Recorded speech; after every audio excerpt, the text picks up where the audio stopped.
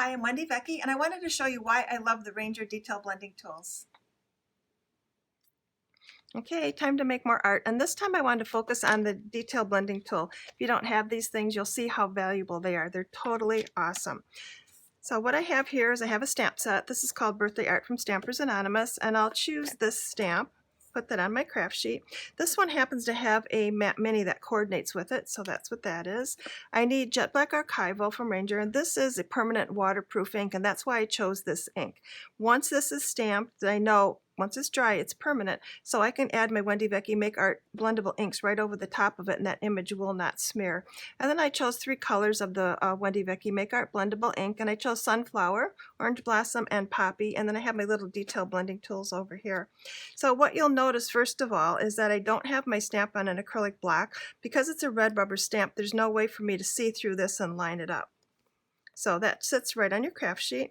Before you add any ink to this, you want to make sure that you know how the matte mini fits. So I know it does not fit this way because I've used it a million times. This little flat piece has to be in my right hand. So that will fit just like that. So Jet Black Archival, again, always on my matte minis. Oops, there's a blooper. And then all I need to do is to set my matte mini right over the stamp, and you'll see it's a perfect fit because it's all been laser cut. You'll see that the Jet Black Archival transfers amazing detail to the stamp, and that's what it looks like.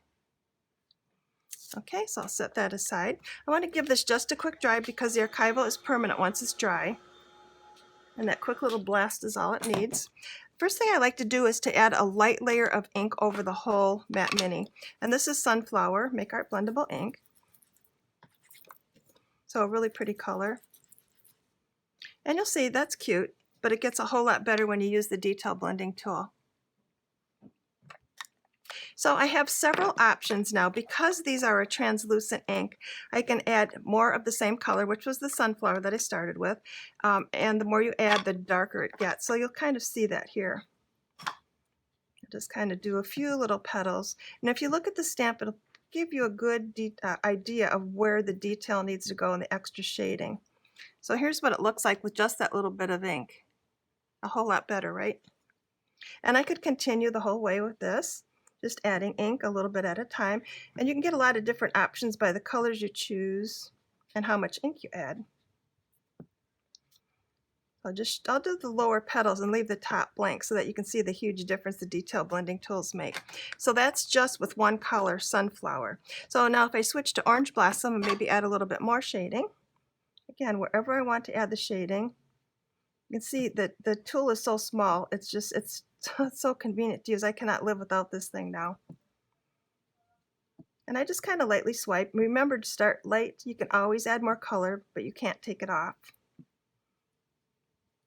So again, there's what the flower looks like with a little bit of Orange Blossom, and you'll see here this only has one light layer of Sunflower.